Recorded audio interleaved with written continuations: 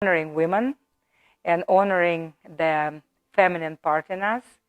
And I want right away just to give honor to this lady who gave a birth to these three.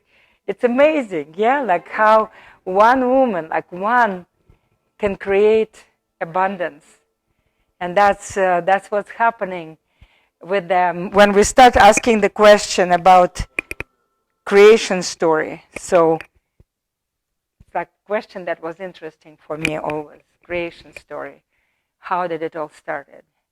And what is it? And we're all asking this question. What is it? Like, what is it? How did it all started? And I right away, I'm showing that I have Mother Mary, and she's holding, you notice the icon. It's one of my favorite icons. But the question is still like standing, why and when the switch happened from goddess to God. Because if you look at all the indigenous cultures on all continents, there was always goddess. Like even some information go as far as like 25,000 years ago.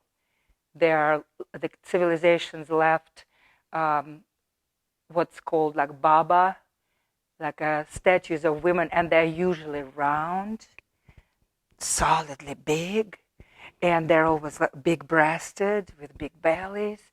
And these statues are in, I'm saying, it's like that was divinity. That was what was honored. And we could find like these amazing statues in Siberia, in South America, in Africa. It's like all the continents are filled up with the witnessing of honoring women. And as we know that before this 2,500, 2,000 years ago, matriarchal societies were the primal societies. The other interesting part I wanted to notice that when women were kind of ruling the world, in many societies they develop also counterpart, man and a woman, goddess and a god. And if you take Hinduism, that I like very much, I traveled through India and witnessed that was amazingly shocking. If to say seriously, it was amazingly shocking because India, you can't even imagine. Nobody was in India.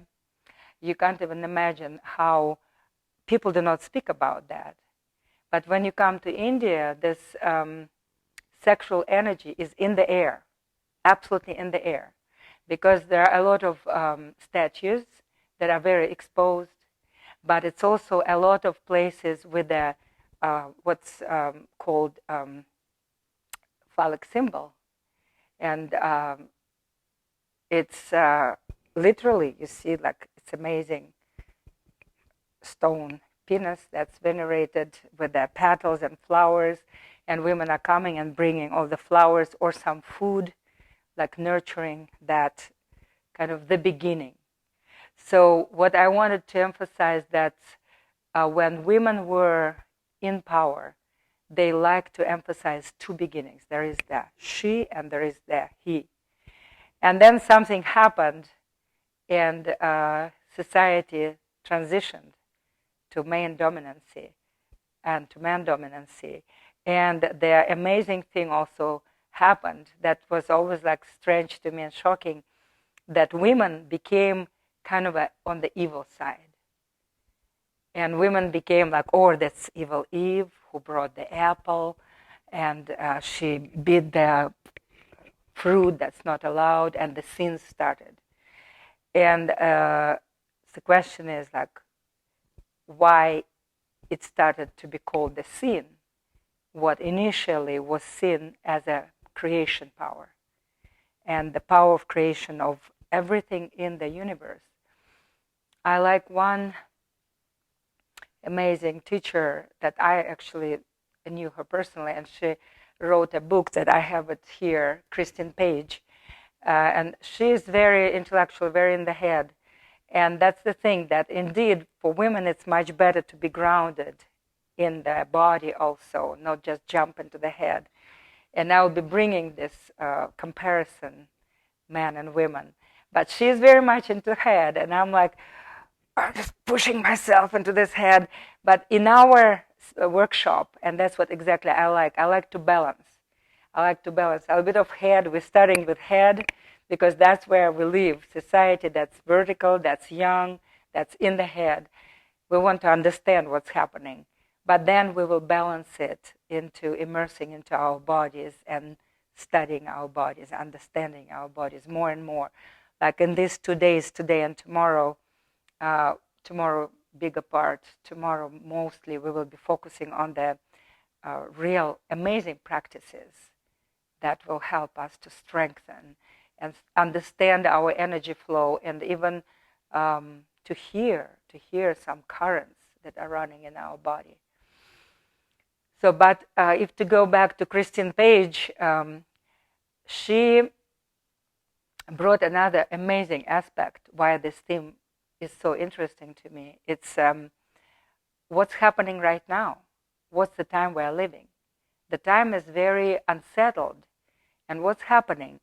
And she described it from Mayan tradition that I respect and love very much. And that was one of the first countries when I came from Russia. I right away went to Mexico. I want to see Mayan culture. Went to all the temples, pyramids.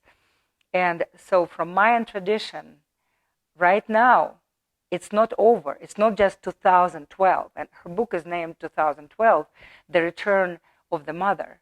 But indeed, if you start reading and you look at it, what's happening, we are right now going through this, it's called dark rift. We entered into this rift in 80s, somewhere in the middle of 80s. That's exactly was the collapse of our country. It's just all weird events started. If you look everywhere, 86, 87, weird stuff started happening all over the world. And it's ending not at 2012. It actually goes to mid-20th, 2020 and 2025, actually, mid-20th, where right now we are witnessing again weird things start happening in this country. And if to look at the astronomical perspective, because she brings all this scientific astronomical data, that it's not just, because Mayans were amazingly great astronomers.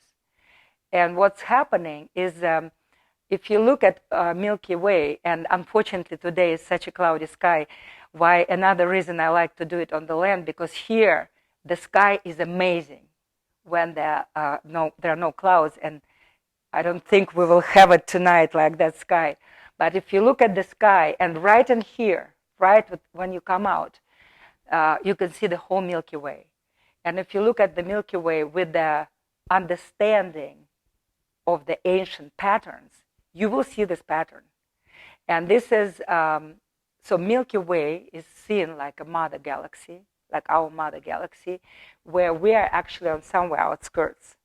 And that's why we can see it, look at it so nicely. And there are legs. And then I want even to draw this because I brought this in. But it's from this book, her book. So if you look, it's really so. There are, I could take darker one. There are bright stars like that, bright stars like that, then stars like that, and there's this dark shaft, and this is dark spot. And it literally looks like a mother galaxy, mother. So they call it, she calls it the entrance. The dark shaft is right in here. It's like entering the mother's vagina, and this is the belly, fruitful belly. I know I didn't write vagina in the right place, right in here. But this is the belly where everything is cooking. And this is the heart of the mother galaxy. And what's happening, we are passing this part. This is a dark, if you look at the sky, this is a dark part, really dark part. I mean, there are stars here, but this is more dark, and this is even more dark entrance. And we are right now, so in the 80s, we came up to this, and then it takes about 40 years to cross this. And in 2020s, we'll be coming out of it. And that's exactly what Mayans were calling. So, yeah, and this place, why it is so special to be at that place, right, meeting in the dark shaft. because we are the closest, our solar system comes the closest ever to the heart of the mother. It's as I'm saying, they could not exactly predict, because they were saying that that's the passing. That's the passing. Probably, yes, somewhere right in here. It's 2012 when they were expecting the most radical events happening. But it's still all, we are still crossing this dark shaft. And they called dark road, or the black road towards the center, towards the heart of the galaxy. And it's the closest we ever been, because then solar system will start moving away from it, farther and farther. It does its circulation, and then it comes again. And its circle is happening once in 26,000 years. So that's what Mayans were saying. And this transition, like going through this dark period, Mayans were calling it, in this instance, by 2012, will be the end of the world. And it's actually